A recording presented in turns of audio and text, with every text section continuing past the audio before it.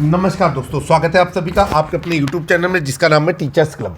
आज हम लोग बात करेंगे कक्षा 7 के विज्ञान भारती सेकंड अभ्यास कार्य पुस्तिका के संपूर्ण हल की। और अध्याय हमारे सामने चल रहा है अध्याय 7।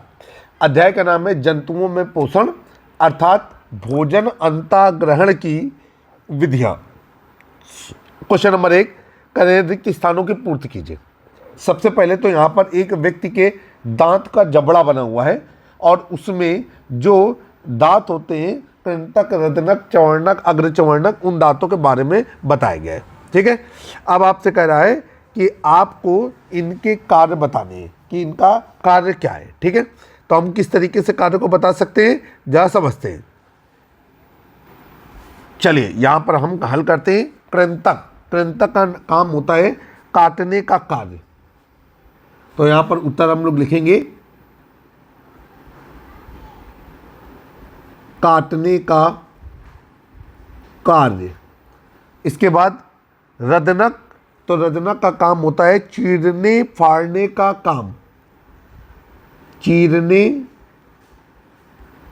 फाड़ने का कार्य। इसके बाद आगे चलेंगे। अग्रचवर्णक, अग्रचवर्णक का काम होता है चबाने का कार्य।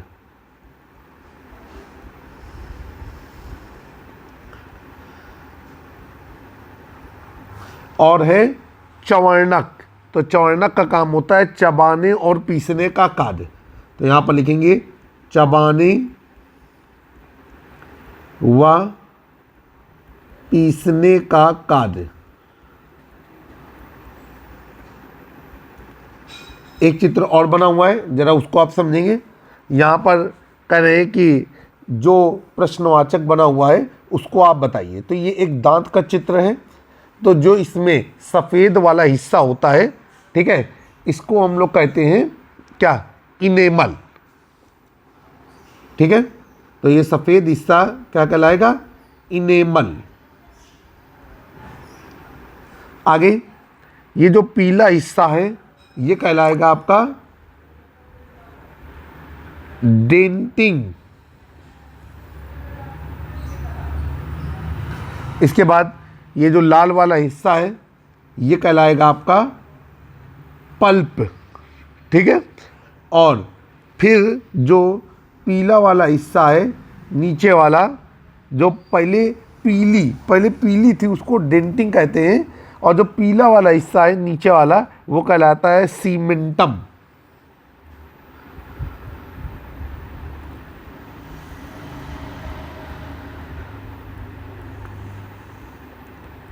तो मुझे उम्मीद है कि आपको समझ में आ गया होगा। अब क्वेश्चन नंबर 2 है, करें अनुच्छेद को ध्यानपूर्वक पढ़िए और उत्तर दीजिए। ठीक है, तो भाई अनुच्छेद को ध्यान से पढ़ करके हम उत्तर देने की कोशिश कर रहे हैं। अब देखिए अनुच्छेद में कुछ चीज़ें दी गई हैं, आपको वो चीज़ें भरनी है। अब यहाँ पर आप क्या क्या भर सकते हैं, आप यहाँ पर भर सकते हैं स्वांगीकरण, पाचन, बहिर्क्षेपण, अंतःग्रहण और अवशोषण। सबसे पहले मानव सहित अन्य विकसित जंतुओं में भोजन का, ठीक है, अंतःग्रहण मुख द्वारा होता है। तो यहाँ पर हम लोग भर देंगे अंतःग्रहण।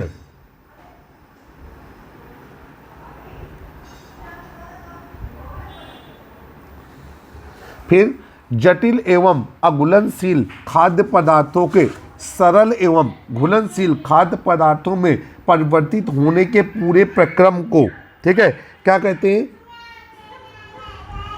पाचन कहते हैं। आगे चलेंगे। छोटी आंत की दीवारों पर पाए जाने वाले उंगली नुमा विलाई द्वारा पचे हुए भोजन के पोषक पदार्थ को अवशोषित किया जाना, ठीक है, क्या कहलाता है, यह कहलाता है अवशोषण कहलाता है। तो ये हो गया आपका अवशोषण। फिर आगे चलेंगे। अवशोषण के बाद पचे हुए भोजन का उपयोग कोशिकाओं द्वारा भोजन की शरीर की वृद्धि एवं अन्य जैविक क्रियाओं के संचालन हेतु किया जाना क्या कहलाता है, स्वांगीकरण।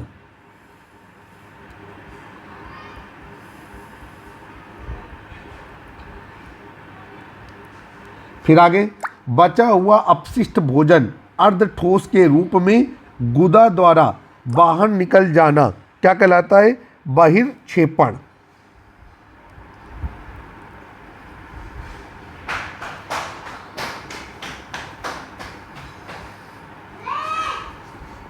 चलिए भाई, अब अगला क्वेश्चन है क्वेश्चन नंबर 3।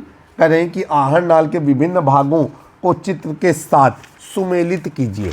ठीक है, आहर नाल के विभिन्न भाग दिए गए हैं और आपको चित्र के माध्यम से उनको सुमेलित करने की कोशिश करनी है। ठीक है, रेडी हम इसके लिए।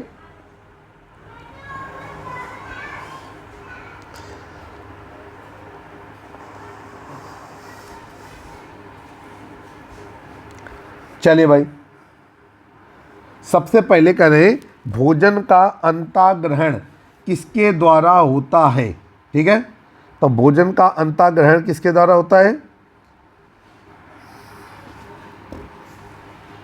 तो भाई भोजन का अंताग्रहण, भोजन कहाँ से अंदर जाता है? मुख के माध्यम से। तो यहाँ पर सही है आपका मुख। इसके बाद पाचन।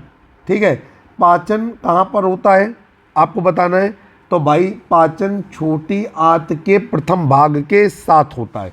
तो ये पाचन इसके साथ सुमेलित है, यहाँ पर पाचन को इससे मिला देंगे। फिर आगे अवशोषण क्या होता है?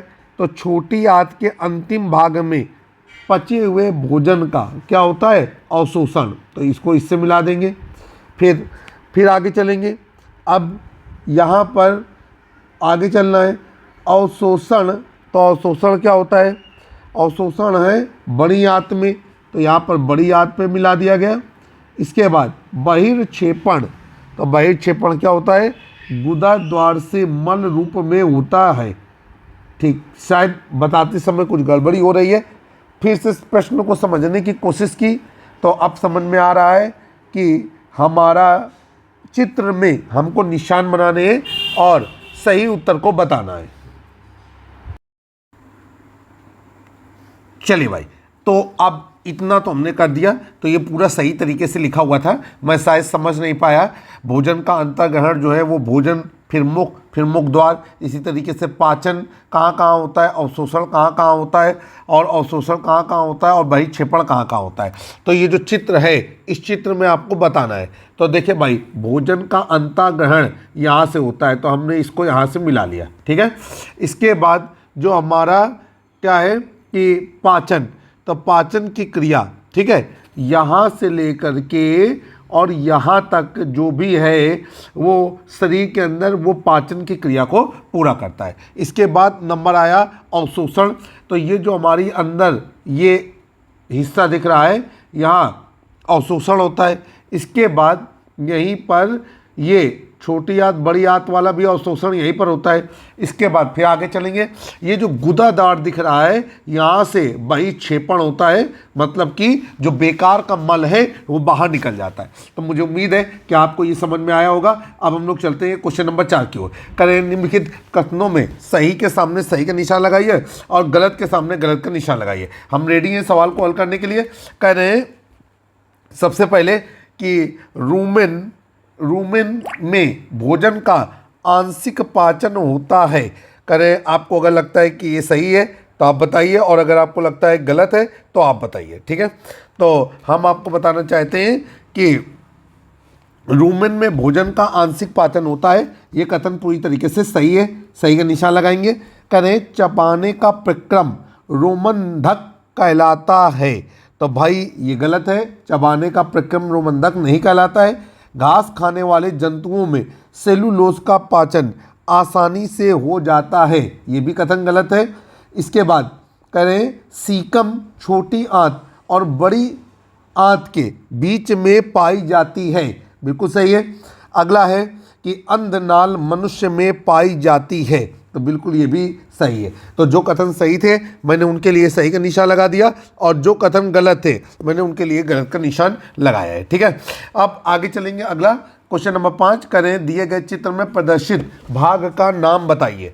आपको एक नीचे चित्र दिया गया है और आपको बताना है कि इसमें प्रदर्शित भाग का क्या नाम है।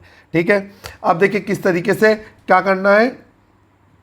सबसे पहले समझेंगे कि चित्र में जो आपको दिखाई दे रहा है ये आपका अमीबा है।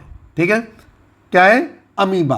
तो यहाँ पर सबसे पहले तो हम यहाँ पर एक नीचे लिख देते हैं कि ये चित्र जो है वो हमारा अमीबा का है, ताकि आप बेहतर तरीके से समझ सकें।